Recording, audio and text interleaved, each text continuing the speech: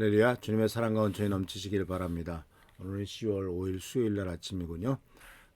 오늘 저녁 때도 이제 잠언을 같이 읽는 성경 말씀을 공부하고 성경을 읽는 시간이 있습니다. 9시에 많이 참석하셔서 은혜의 시간 되기를 바랍니다.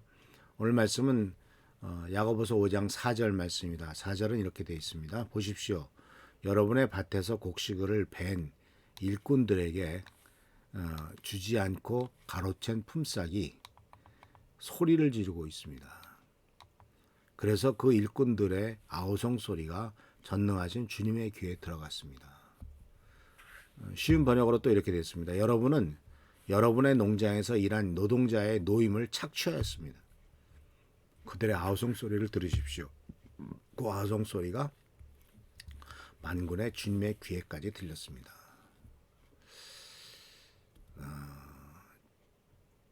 농장에서 일한 노동자의 노임을 착취하는 일, 지금도 우리나라의 그 농촌에서 가끔 벌어지는 일이죠.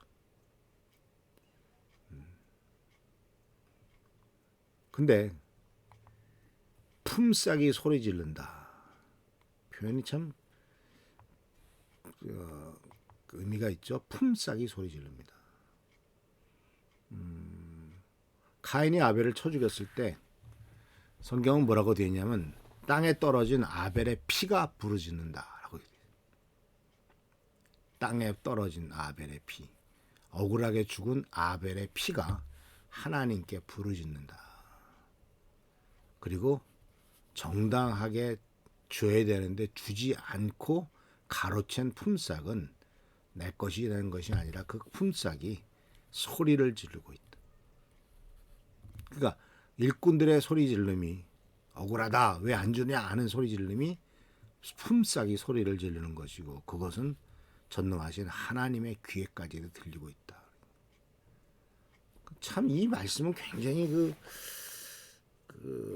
시적이면서도 굉장히 아주 무서운 말씀이에요. 아우성 소리가 하나님의 귀에까지 들어간다. 우리의 기도가 하나님의 귀에 들어가는 것이야 당연하겠지만 일꾼들의 아우성 소리가 주님의 귀에까지 들어간다. 그러니까 우리들이 잘못한 우리가 남에게 정당하게 줘야 될 것을 주지 않은 것에 대해서 하나님에게까지 그것이 고소가 된다는 거죠. 그리고 이것은 바로 뭐냐면 훔친 거다라고 말하는 거예요. 부정한 방법으로 다른 사람의 돈을 빼앗은 거다. 마땅히 줘야 될 것을 주지 않은 것은 부정한 방법으로 빼앗은 것이다라고 말. 그런 거 훔친 거다라고 말. 어제도 말씀드렸습니다만 한국에 나와 있는 많은 외국인 근로자들이 불법 체류자라고 하는 약점을 이용해서 임금을 주지 않고 쫓아내고 일시키고 돈을 주지 않는 이것은 훔친 거예요. 그리고 동시에 그 훔친 돈이 하나님 앞에 소리를 지른다. 신약시대에도 동일한 일이 발생했습니다. 하루 종일 일시키고 임금을 주지 않아요. 왜 안 주냐면 한 일이 마음에 들지 않는다라는 핑계. 심지어는요. 지금 우리나라 사회에서 그렇게 얘기하더라고요. 깻잎을 외국인 노동자가 와서 깻잎을 따는데 깻잎 한 장 따는데 얼마래요. 그래서 하루에 4만 장을 따야만 그 하루에 임금을 준다는 거죠. 그러면 3만 장 따면은 안 준다는 거예요. 그러면 그 참 심각한 문제가 아니겠습니까? 그런데 이것이 바로 오늘 돈을 버는 방법에 대해서 그렇게 해서 너희가 돈을 벌었구나라고 이렇게 말씀하고 계신 것이죠. 주일날도 그 강영준 할머니 이야기를 드렸지 않습니까? 그래서 이 참 돈을 버는 방법이 참 부정직한 방법을 많이 쓰지 않습니까? 과도하게 돈을 청구하고 남은 것을 떼어먹는다든가 중고차를 팔 때 속인다든가 세금을 속인다든가 아주 다양한 방법으로 훔치는데 성경 말씀은 그렇게 하지 말라고 말씀하고 있으면서 동시에 가장 아주 나쁜 것은 마땅히 하루 벌어 하루 먹는 사람이 받아야 될 임금을 주지 않고 띄어먹는 것에 대해서 아주 강력한 경고와 하나님의 두려운 심판을 얘기하고 있는 것을 발견할 수가 있습니다.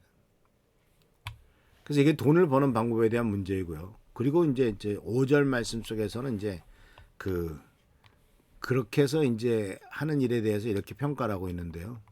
당신들은 이 세상에서 사치와 쾌락을 누리고 살고 있었고 도살당한 나를 눈앞에 두고도 마음은 욕심으로 가득 채웠습니다. 3절에서는 이 세상의 마지막 날까지 돈을 쌓아놓기만 했습니다라고 말을 했고 5절에서는 뭐라고 하냐면 이 땅에서 도살장에 끌려가기 도살당할 나를 눈앞에 두고도 마음은 욕심으로 가득 채웠다라는. 다른 번역은 이렇게 돼 있네요. 이 땅에서 여러분은 사치스러운 생활과 쾌락을 즐겼으며 마치 도살장에 끌려가기 전에 짐승처럼 자기 배만 채웠습니다. 도살당할 나를 눈앞에 두고도 마음은 욕심으로 가득 채웠습니다. 비슷한 뜻이기도 하면서 조금 다른 의미가 있겠네요. 근데 이것은 무슨 뜻이냐면 결국은 잘못 사용하는 일에 대한 책망입니다. 낭비하는 일에 대한 책망이죠. 그런 재미있는 얘기가 있죠. 추석 때하고 구정 때는 평균 몸무게가 2kg씩 증가한다. 물론 이제 주부들은 남은 거 먹느라고 식구들이 먹다가 남긴 거 버리기 아까우니까 먹다가 그렇게 살찌는 경우도 더 많이 있습니다만은 그렇습니다. 그래서 현 세태는 바로 더 많은 돈이 더 많은 소비를 쓰도록 부추기고 있죠. 이게 문제예요. 그래서 사람들은 이렇게 사치와 쾌락을 누리며 지내고 있고 자기 배만 채우는 상황을 부추겨요. 사람들로 돈 쓰게 만들죠. 그래서 각종 웬 놈의 데이가 그렇게 많은지 발렌타인데이, 화이트데이, 빼빼로데이, 커플데이 해가지고 별놈의 데이를 다 만들어가지고 그날은 다 사실 돈 쓰는 날 아닙니까? 또 각종 상품 카탈로그를 보십시오. 그리고 크리스마스라든가 명절은 다 돈 쓰는 날이에요. 그래서 돈 쓰는 것을 즐기고 돈 쓰는 것을 보는 것도 좋아해요. 그래서 웃기는 게 또 남의 돈 쓰는 재미 알아? 이런 얘기를 하더라고요. 내 돈이 아니라 남의 돈을 쓰는 얘기. 재미. 그래서 고가품을 사고 뭘 사는 거 이런 것들이 다 하나의 뉴스거리가 되는 세상에 우리가 살고 있습니다. 그런데 많은 사람들은 어떤 태도를 갖고 있냐면 그렇게 번 것에 대해서 내가 번 건데 내가 벌어서 내가 쓰는데 무슨 책임이냐, 무슨 상관이냐라고 이렇게 얘기를 하는데 그 버는 방법이 참 문제가 있는 거죠. 내가 번드니까 또는 나는 여유가 있으니까 이렇게 씁니다. 그러면서 하는 짓들이 바로 뭐냐면 다른 사람을 위해서는 단돈 1,000원도 단돈 10,000원도 아까워서 못 내놓으면서 자기 자신을 위해서는 펑펑펑 쓰고 있는 거죠. 그래서 야고보 사도는 5절을 말씀을 통해서 우리들에게 경고하는 것은 바로 뭐냐면 돈에 대해서 4절에서는 돈을 버는 방법에 대한 경고였고 5절에서는 돈을 쓰는 방법에 대한 경고였습니다. 남의 것 주지 않고 착취해서 버는 돈, 그리고 허랑방탕하게 흥청망청 쓰는 돈, 이런 것에 대해서 야고보 사도는 너희 부자들이 그렇게 하고 있지 않았냐, 돈은 그렇게 벌고 쓰는 건 그렇게 쓰고 있지 않냐 하는 것을 우리들에게 경고를 하고 있죠. 우리나라 속담에 뭐 거지같이 벌어서 정승같이 돈을 쓴다고 그러는데 그건 틀립니다. 거지가 개같이 벌어서 정승같이 쓴다고 그랬죠. 개같이 벌면 개같이 쓰게 됩니다. 이런 것들을 잊지 마시고 정승같이 벌어야 정승같이 쓴다는 사실을 아시면서 옳고 바른 길로 나가는, 또 이러한 평범한 우리의 삶에 대해서도 하나님이 경고하시는 것을 잘 듣는 우리 모든 성도님들 되시길 축원합니다. 할렐루야, 축복합니다. 기도하겠습니다. 오늘도 함께 하신 은혜를 감사드립니다. 우리가 믿는 기독교는 죽은 다음에 천국 가는 것이 목표가 아니라 지금 현재 우리들이 이 세상 살아가는 동안에 어떠한 가치관과 어떤 목표를 가지고 어떻게 살아갈 것인가 하는 것에 우리들에게 가르쳐주는 말씀인 것을 배웁니다. 간절히 건강없거나 어깨는 우리가 말씀대로 행할 수 있도록 하시고 하나님이 주신 기준에 따라 살아가는 삶이 되도록 인도하여 주옵소서. 함께 하시고 지켜보살펴 주시기를 바라옵고 예수 그리스도의 이름으로 축복하며 간절히 기도하옵나이다. 아멘.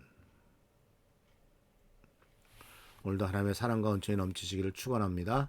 교회를 위해서 나라 민족을 위해서 꼭 기도해 주시기를 부탁합니다. 할렐루야, 축복합니다.